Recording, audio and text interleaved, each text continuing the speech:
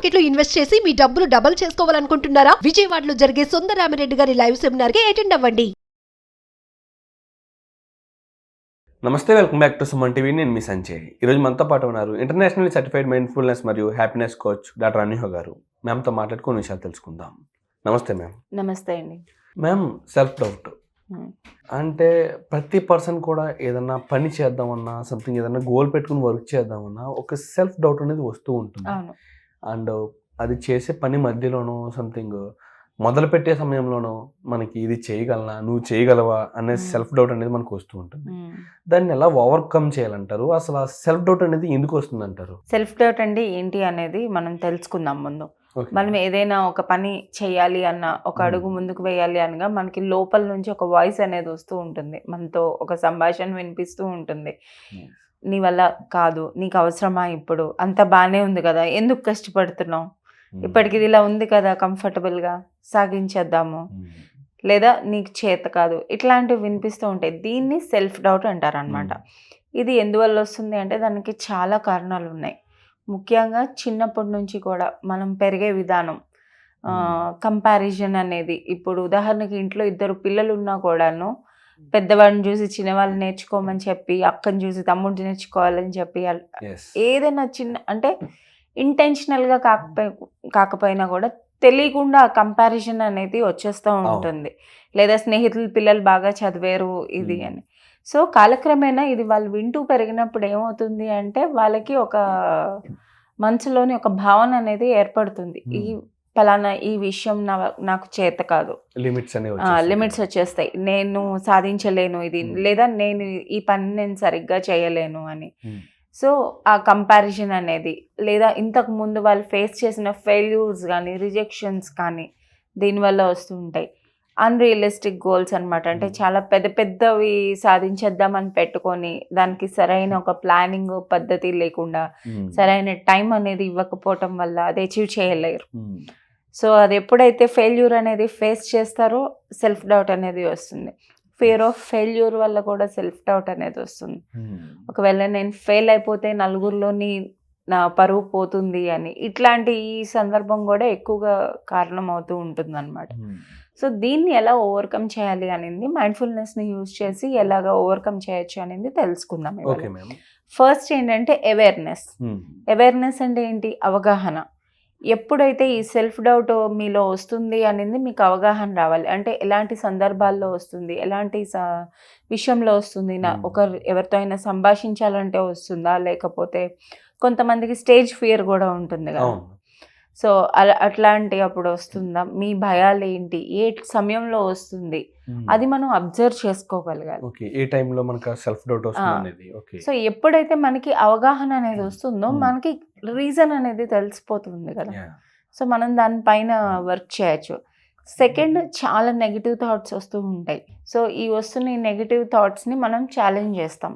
ఎలా ఛాలెంజ్ చేస్తాం? దాన్ని ఆపోజిట్గా చెప్తాం. అంటే ఉదాహరణకి మీతో మీరు ఎలా మాట్లాడుకోవాలి అంటే, మీ స్నేహితులు ఎవరైనా బాగా క్లోజ్గా ఉన్న స్నేహితులు కానీ ఒకవేళ అదే సంగతి మీకు చెప్తే మీరు ఎట్లా వాళ్ళకి చెప్తారు? ఏం పర్వాలేదు, నువ్వు చేయగలవు, నీ వల్ల అవుతుంది, మోటివేట్ చేస్తూ ఉంటాం. ఇట్లా చాలా లవింగ్గా కేరింగ్గా వాళ్ళతో మాట్లాడుతూ ఉంటాం. సో మనతో కూడా మనం అలాగే సంభాషించుకోవాలి. అండ్ మన మైండ్కి, సబ్కాన్షియస్ మైండ్కి ఒక ప్రూఫ్ అనేది కావాలి. సో అది ఏదైతే నెగటివ్గా చెప్తుందో, నీకు ఒకవేళ నీ వల్ల చేత కాదు, నువ్వు చేయలేవు అని ఏమైతే చెప్తుందో, మీలో ఉన్న ప్లస్ పాయింట్స్ అన్నీ రాసుకోండి, మీరు సాధించిన విషయాలన్నీ రాసుకోండి. సో ఎప్పుడైతే మనం అట్లా రాసుకుంటామో మన మైండ్కి కూడా ఒక ప్రూఫ్ ఉంటుంది అనమాట. సో మనం ఇక్కడ ఏం చేస్తున్నాం, అట్లా చేయడం వల్ల మన మైండ్ని కూడా ట్యూన్ చేస్తున్నాం. అంటే మనం సాధించిన విషయాలంటే ఏ విషయాలు రాయాలంటారు? చిన్న చిన్నవి, ఉదాహరణకి ఆ రోజుకైనా రాసుకోవచ్చు.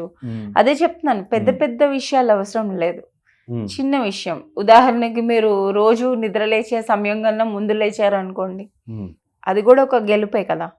మీరు ఆఫీస్కి టైంకి వెళ్ళగలిగారు అంటే అది ఒక గెలుపు. ఒక రోజంతాను మీరు ఎవరిపైన లైక్ కంట్రోల్ చేసుకొని మీరు రియాక్ట్ అవ్వకుండా రెస్పాండ్ అయ్యారంటే అది కూడా గెలిపే కదా. సో మీకు వస్తున్న నెగటివ్ థాట్ని బట్టి దానికి ఆపోజిట్గా రాసుకుంటారు అనమాట. ఇంకా ఎఫర్మేషన్స్ యూజ్ చేయడం. ఎఫర్మేషన్స్ అంటే పాజిటివ్ సెంటెన్సెస్ అయిపోయినట్టు కాకుండా ప్రెజెంట్ టెన్స్లో రాసుకుంటాం. ఫర్ ఎగ్జాంపుల్ ఉదాహరణకి చెప్పాలి అంటే మీకు నేను ఈ పని చేయలేదు అని వచ్చింది అనుకోండి, లేదా ఇవాళ ఒక మీటింగ్ ఉంది మీకు, మీరు ఆ మీటింగ్లోని మీరు ఏదో ప్రెజెంటేషన్ చేయాలి, మీరు చేయలేరు అని అనిపించింది అనుకోండి, సీనియర్స్ అందరూ ఉన్నారు వాళ్ళ ముందు ప్రజెంట్ చేయాలి అంటే మీరు ఏం చేస్తారు? ఎఫర్మేషన్ చెప్పుకుంటారు. ఏంటి చెప్తారు? నేను సక్సెస్ఫుల్గా మీటింగ్ని ప్రజెంట్ చేశాను, సో నా మీటింగ్ అందరికీ బాగా నచ్చింది, అందరు మెప్పు పొందాను, అప్రిషియేట్ చేశారు అందరూ, ఇట్లా చెప్పటం వల్ల మీకు కూడా మీలో మీకు కాన్ఫిడెన్స్ అనేది పెరుగుతుంది. సో ఇలా ఇవన్నీ చేయటం వల్ల హెల్ప్ అవుతుంది అనమాట. అండ్ మోస్ట్ ఇంపార్టెంట్, మన చుట్టూ ఎట్లాంటి వాళ్ళు ఉన్నారు, మనల్ని పుష్ చేస్తూ మోటివేట్ చేయడం, అంటే నీ వల్ల అవుతుంది, నువ్వు సాధించగలవు అని పుష్ చేసే వాళ్ళు ఉన్నారా, లేకపోతే మిమ్మల్ని కిందకి లాగేసే వాళ్ళు ఉన్నారా, అది గమనించుకోవాలి. ఓకే, మన చుట్టుపక్కల ఉన్న వ్యక్తులు కూడా పాజిటివ్ వైబ్ ఉన్న వాళ్ళు మాత్రం ఉండాలంట. ఖచ్చితంగా. ఎందుకంటే మనం ఏది వింటూ ఉంటామో అది ఆటోమేటిక్గా మనం తీసుకుంటాము. ఫర్ ఎగ్జాంపుల్ డైట్ అంటారు కదా, డైట్ అంటే మీరు తీసుకున్న ఫుడ్ ఒక్కటే కాదు, మీరు చూస్తున్న అంటే ఎట్లాంటి వార్తలు చదువుతున్నారు, ఏం ఛానల్స్ చూస్తున్నారు, ఏంటి మాటలు వింటున్నారు, అన్నీ కూడా మీ బాడీలోని ఏం వెళ్తున్నాయో లోపలికి అన్నీ కూడా డైటే. Okay, not only food. అంటే మనం వినే మాటలు, చూసే పనులు, ఇవన్నీ కూడా చేసే పనులు అన్నీ కూడా ఒక డైట్ అంటారు. అన్నీ మీ మైండ్ సెట్ ఎలా ఉందో తెలుసుకోవాలంటే మీరు యూట్యూబ్లో మీరు చూసే వీడియోస్, లేకపోతే గూగుల్లో సెర్చ్ చేసే కంటెంట్ చూసి తెలిసిపోతుంది మీరు ఎట్లాంటి వాటి లైక్ చేస్తున్నారు అని. సో అవేర్నెస్ తెచ్చుకుంటూ మనం వర్క్ చేయాలన్నమాట ఒక దాని మీద ఒకటి. ఇక్కడ మనం ఏం చేస్తున్నాం, ఫస్ట్ అవేర్నెస్ తెచ్చుకున్నాం, తర్వాత నెగటివ్ ఛాలెంజ్ చేస్తున్నాము, తర్వాత ఎఫర్మేషన్స్ రాసుకుంటున్నాము. ఇట్లా అన్నీ చేయటం వల్ల హెల్ప్ అవుతుంది. మీ చుట్టూ ఉన్న పీపుల్తోని చేంజ్ చేసుకుంటున్నారు. అండ్ చిన్న చిన్న పనులు కూడాను సెలబ్రేట్ చేసుకుంటున్నాం సాధించినవనేమో. సో చిన్న చిన్న గోల్స్లో ఎప్పుడైతే డివైడ్ చేసుకొని సెట్ చేసుకుంటామో, మీరు ఇందాక చెప్పినట్టు పెద్దది ఏమైనా ఉన్నప్పుడు అట్లాంటివి కష్టం వస్తుంది, సెల్ఫ్ డౌట్ వస్తుంది అంటే దాన్ని విభజించుకోండి. ఒక 5 స్టెప్స్ కింద, 10 స్టెప్స్ కింద, ఎంత వీలైతే అంత, ఎంత సింప్లిఫై చేసుకోగలిగితే అంత. సో అది ఒక మెట్టు ఎక్కుతేనే కదా మనం కొండెక్కుతాం. నిజంగా. అండ్ ఇవన్నీ చేయడం వల్ల మనలో ఉన్న సెల్ఫ్ డౌట్ అనేది క్లియర్ అయిపోతుంది అంటారా? ఖచ్చితంగా. క్లియర్ అయిపోవడం అంటే యాక్షన్స్ ఉండాలి. అప్పుడే ఎప్పుడైతే మీకు డౌట్ వస్తుందో అప్పుడు మీరు ఛాలెంజ్ చేసుకొని, మీకు మీరు ఛాలెంజ్ చేసుకొని ఒక స్టెప్ అనేది ఎప్పుడు తీస్తారో అక్కడే ఫస్ట్ విన్. ఎప్పుడైతే అది సాధిస్తారో మీకు ఆటోమేటిక్గా కాన్ఫిడెన్స్ అనేది మీకు కూడా డెవలప్ అవుతూ ఉంటుంది. Absolutely ma'am. నిజంగా మనం అసలు ఎలాంటి ప్రయత్నం చేయకుండా మనకున్న సెల్ఫ్ డౌట్ క్లియర్ అవ్వాలి, మన గోల్స్ని అచీవ్ చేయాలంటే అది కాని పని. మీరు అన్నట్టుగానే ప్రతిదానికి ఒక యాక్షన్ చేస్తేనే కదా ఆ వర్క్ అనేది కంప్లీట్ అయ్యేది. ఎగ్జాక్ట్లీ మీరు చెప్పిన టిప్స్ అన్నీ కూడా చిన్న చిన్న టిప్స్. ఇవన్నీ మనలో ఉన్న నెగిటివిటీస్ని గుర్తించడం, అసలు ఎందుకు సెల్ఫ్ డౌట్ వస్తుంది అనేది గుర్తించడం, అండ్ అంతేకాకుండా మీరు చెప్పినట్టుగా చుట్టుపక్కల ఉన్న వ్యక్తులు వాళ్ళు మాట్లాడే మాటలు అండ్ అఫర్మేషన్స్ రాయడం, అండ్ మనం చేసిన చిన్న చిన్న అచీవ్మెంట్స్ని వాటిని కూడా రాయడం, వీటి వల్ల నిజంగా మనలో ఒక కాన్ఫిడెన్స్ని బిల్డ్ చేస్తుంది. మీరు అన్నట్టుగా మనలో ఉన్న పాజిటివిటీని మనం వెతికి తీస్తున్నాం బయటికి. ఇలాంటి మరిన్ని టిప్స్ కోసం మరొక వీడియోలో మళ్ళీ కలుసుకుందాం ma'am. Thank you ma'am. Thank you.